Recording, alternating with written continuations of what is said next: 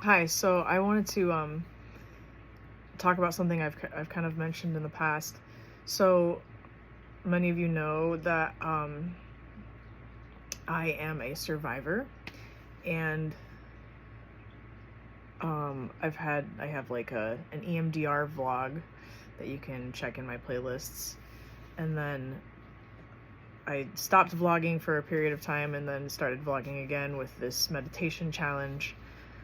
And something that I'm starting to really hone in on and notice being a survivor is that in some ways, I think, and not to diminish the amount of pain and heartache that the trauma has had on my life, but in some ways, I believe that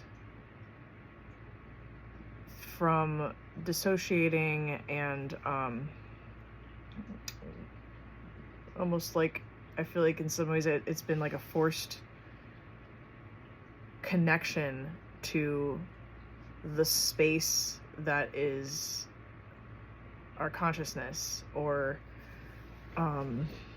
something greater. So what I mean by that is I was talking to my therapist today, and anytime anyone has significant trauma, there's like almost like there's fragmentation that happens in the brain, and there's a separation where some people can experience, different parts of themselves. Some people can experience like more of a shutting down entirely, with PTSD. There's a lot of things that we go through as survivors, and we aren't often shown the advantage that we have to kind of tapping into something greater than ourselves. So while I've been taking this spiritual journey and really committing to it, what's interesting to me is where some people might struggle with connecting to something beyond themselves, to detach from limiting beliefs and thoughts. I find it a little more easy for myself to connect to that space. And I do believe it's because of my practice in dissociating in the past. Now I'm just able to, because I don't have that PTSD any longer and have, through therapy, have worked through a lot. But I think meditation has also helped with that. And I'm not saying that that's something you have to do. I'm just giving you my own experience, that I believe that there is a direct connection and correlation between when we meditate, making ourselves present in the present moment, and understanding that you're noticing and watching thoughts that don't work for you, because thoughts are illusions of the past and the future.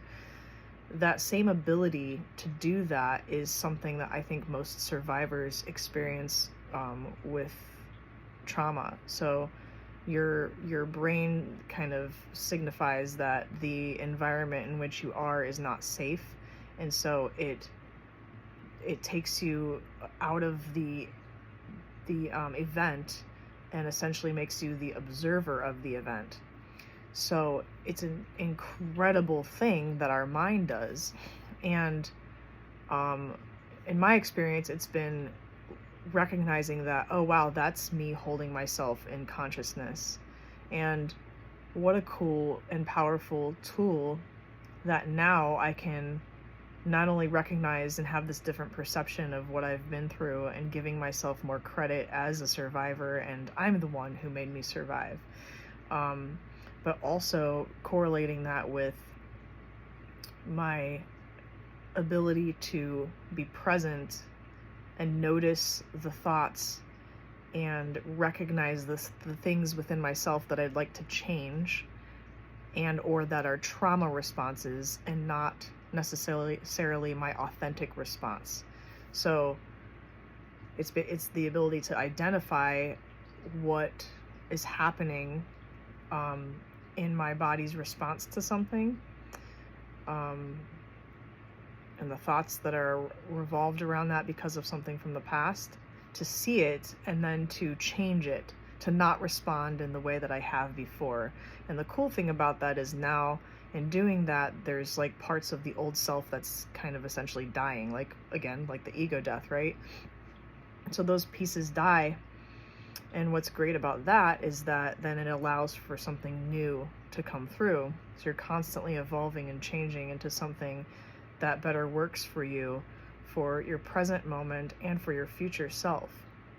So when people talk about like the law of attraction and manifesting and such, you know, you can't welcome or bring forth a new reality for yourself until you change you.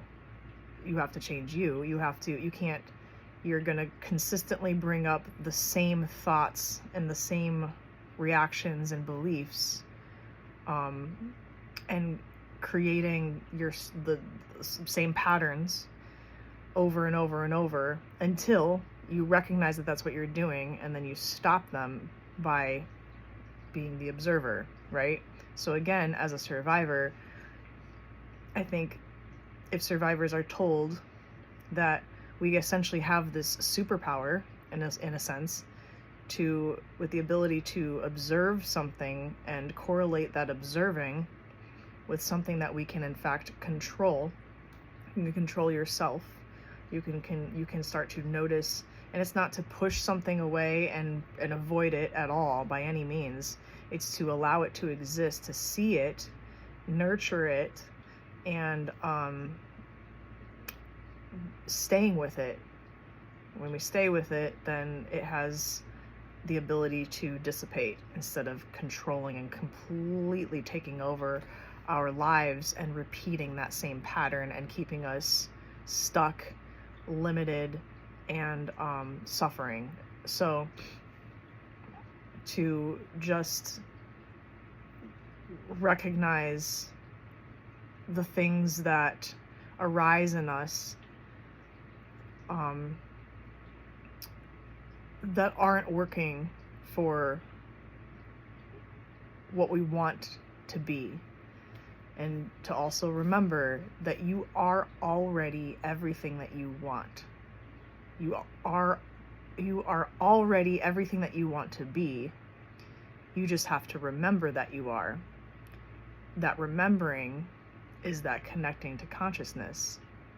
So you just have to keep going there. And the more that you go there and remember that, the more that you can surrender all of the things that come forth and that you start to notice, and let go and be the you that you already are. Just allow it to happen, allow it to become. That was a long video, and I'm sorry, but I'm also not sorry. Mwah.